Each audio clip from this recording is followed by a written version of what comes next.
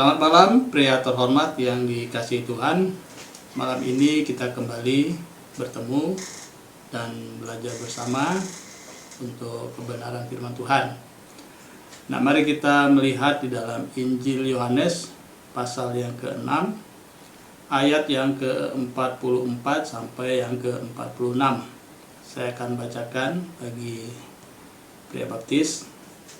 Ayat yang ke-44 mengatakan, "Tidak ada seorang pun yang dapat datang kepadaku jikalau ia tidak ditarik oleh Bapa yang mengutus aku, dan ia akan kubangkitkan pada akhir zaman." Ayat selanjutnya, "Ada tertulis dalam kitab nabi-nabi, dan mereka semua akan diajar oleh Allah, dan setiap orang yang telah mendengar dan menerima pengajaran dari Bapa datang kepadaku." Ayat yang ke-46, "Hal itu tidak berarti bahwa ada orang yang telah melihat Bapa. Hanya Dia yang datang dari Allah, Dialah yang telah melihat Bapa." Nah, seringkali saya dan saudara terlalu cepat untuk mengambil suatu kesimpulan bagaimana keselamatan manusia itu didapatkan.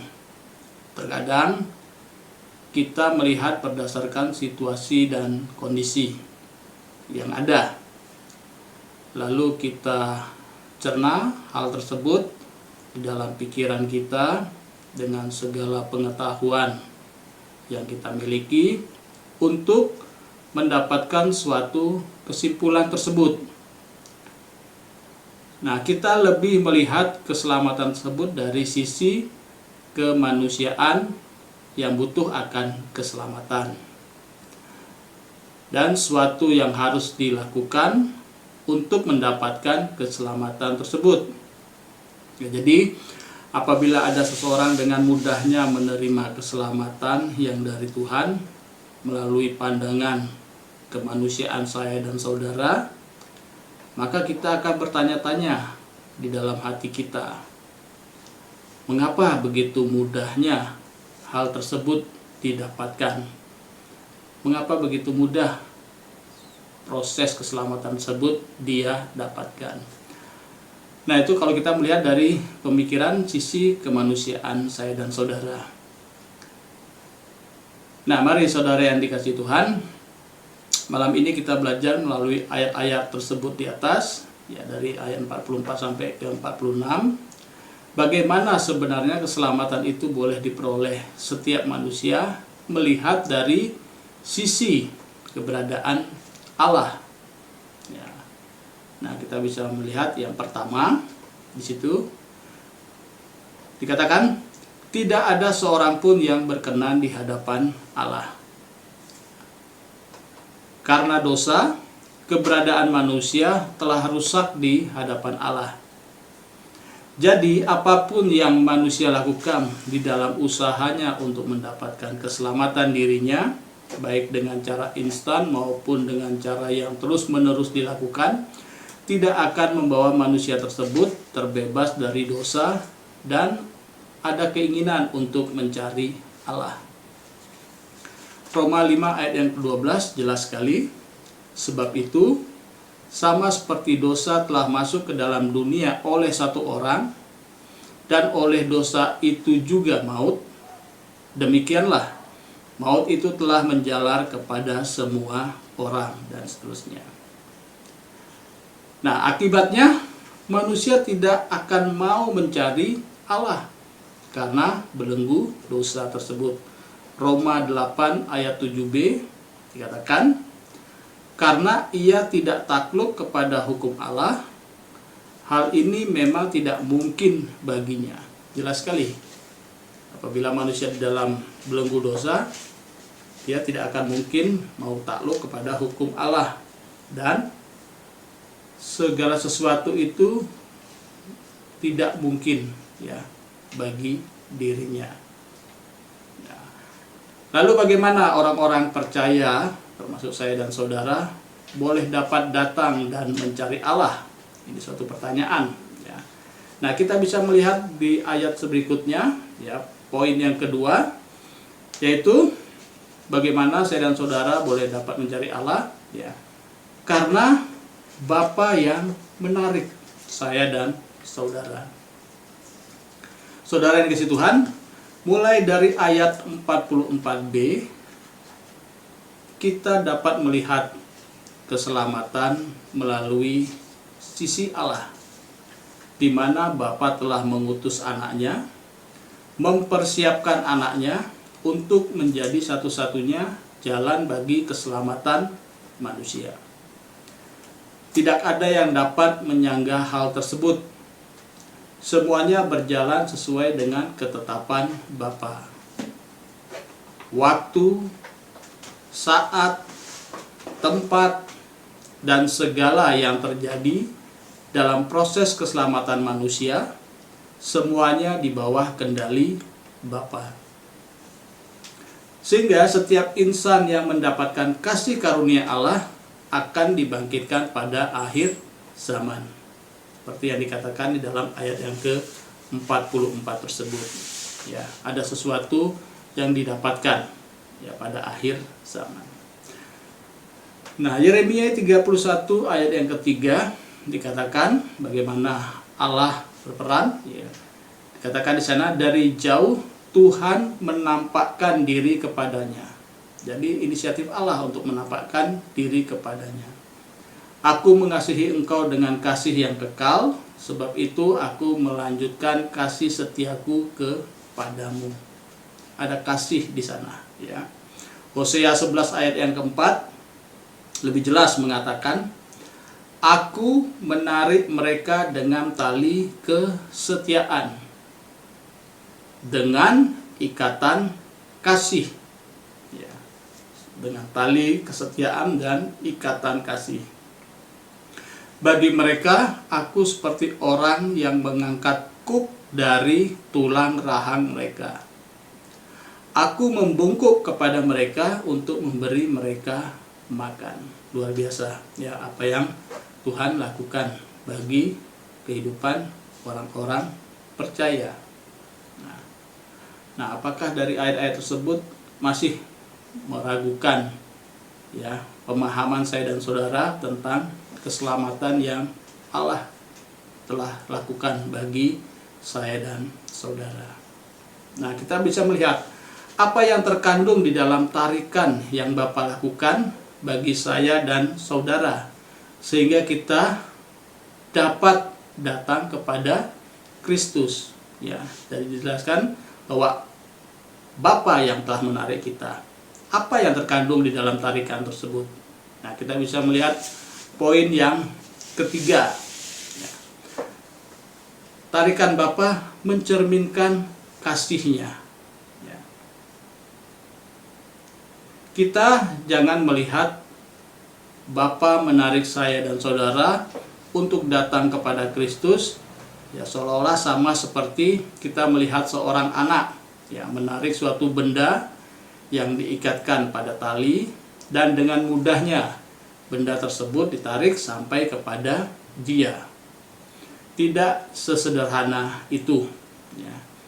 Ayat yang ke-45 mengatakan, ada tertulis di dalam kitab nabi-nabi, yaitu, dan mereka semua akan diajar oleh Allah, dan setiap orang yang telah mendengar dan menerima pengajaran dari Bapa datang kepadaku. Ada proses di dalam tarikan yang Bapa lakukan terhadap orang-orang percaya, penuh dengan kasih yang dimanifestasikan dalam pengajaran yang Bapa lakukan sendiri. Pengajaran akan firman-Nya yang kudus diberikannya kepada saya dan saudara, agar keterikatan kita terhadap dosa dipatahkan dan kita dilayakkan untuk datang kepada anaknya. Saya dan saudara tidak memiliki kapasitas untuk menilai akan tarikan yang Bapa lakukan terhadap orang-orang yang dikasihinya, ya. Jangan kita bertanya mengapa si A diselamatkan, mengapa si B bisa dimaafkan, dan lain sebagainya. Karena Bapa sendiri yang mengajar, dan Dia yang menentukan dengan kedaulatannya. Dia tahu akan akhir hidup saya dan saudara, karena Dia yang menetapkan. Oleh karena itu, jangan kita bertanya kembali mengenai ketetapan Allah tersebut. Filipi 3 ayat yang ke-15 mengatakan, karena itu marilah kita yang sempurna berpikir demikian. Dan jikalau lain pikiranmu tentang salah satu hal itu akan dinyatakan Allah juga kepadamu. Jadi kita jangan berpikiran yang lain-lain ya. Kita boleh mendapatkan keselamatan itu kasih karunia dari Allah. Jelas sekali dikatakan bahwa Bapa sendiri yang mengajar dengan firman-Nya. Ya. Oleh karena itu kita jangan bertanya lagi tentang ini, tentang itu, ya. Kalau misalkan kita berpikiran di luar daripada pemikiran Allah, ya, Allah akan menyatakan hal tersebut kepada saya dan saudara. Nah, ada hal yang sangat indah yang Bapak lakukan bagi saya dan saudara jika kita mengakui tarikan yang Bapak lakukan di dalam kehidupan saya dan saudara. Ya, yaitu mari kita melihat poin yang keempat, ya, di mana dikatakan di sana bahwa kita dapat melihat Bapa. Ayat yang ke-46, ayat yang terakhir. Hal itu tidak berarti bahwa ada orang yang telah melihat Bapa. Tidak ada seorang pun yang dapat melihat Bapa. Ya. Selanjutnya, hanya Dia, ya, hanya Kristus yang datang dari Allah. Dialah yang telah melihat Bapa. Jelas sekali. Ya. Nah, mengapa Bapa menarik saya dan saudara untuk datang kepada Kristus? Jawabannya sangat jelas. Ya. Agar orang-orang kudus dapat melihat Bapa. Tidak ada seorang pun yang dapat melihat Bapa karena belenggu dosa yang menutup mata rohani mereka, sehingga mereka tidak dapat melihat dan juga mengenal Allah. Yohanes 8 ayat yang ke-19 jelas sekali mengatakan, maka kata mereka kepadanya, di manakah Bapamu? Jawab Yesus, baik aku maupun Bapakku tidak kamu kenal. Jikalau sekiranya kamu mengenal aku, kamu juga mengenal Bapakku. Ayat yang ke-46 dari Yohanes menguatkan saya dan saudara, serta memberikan kepastian bahwa orang-orang percaya yang telah ditarik Bapa kepada Kristus akan melihat atau dapat melihat Bapa. Suatu jaminan yang kita dapatkan di dalam kekekalan. Yohanes 7 ayat yang ke-29 mengatakan, aku kenal Dia, sebab aku datang dari Dia. Kristus yang menyatakan demikian. Dan Dialah yang mengutus aku. Saya dan saudara dapat melihat Bapa dan mengenalnya hanya karena Kristus. Dan apabila kita ada bersama-sama dengan Kristus.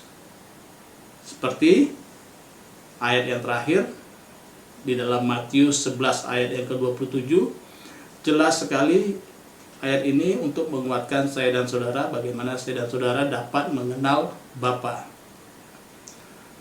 Semua telah diserahkan kepadaku oleh Bapakku, dan tidak seorang pun mengenal anak selain Bapa, dan tidak seorang pun mengenal Bapa selain anak dan orang yang kepadanya anak itu berkenan menyatakannya. Jadi suatu ayat yang sangat indah yang boleh saya dan saudara-saudara terima, ya, bagaimana kita bisa mengenal Bapa, ya, melalui Kristus, atau kita berada di dalam Kristus. Ya, karena jelas sekali dikatakan di sana, tidak ada seorang pun yang mengenal Bapa selain anak dan orang yang kepadanya anak itu berkenan. Ya. Nah, PBI yang dikasihi Tuhan, dari Yohanes 6 ayat yang ke-44 sampai 46 ini kita boleh merasa dikuatkan, walaupun banyak pandangan dari pengajaran-pengajaran yang ada tentang keselamatan yang Tuhan kerjakan bagi orang-orang percaya. Ya. Nah, janganlah membuat kita bertanya-tanya, ya, dengan pemikiran atau dengan persepsi kita sendiri. Janganlah iman percaya saya dan saudara menjadi goyah. Nah, tetapi tetaplah percaya bahwa kita dapat melihat Bapa apabila kita ada di dalam atau kita bersama-sama dengan Kristus.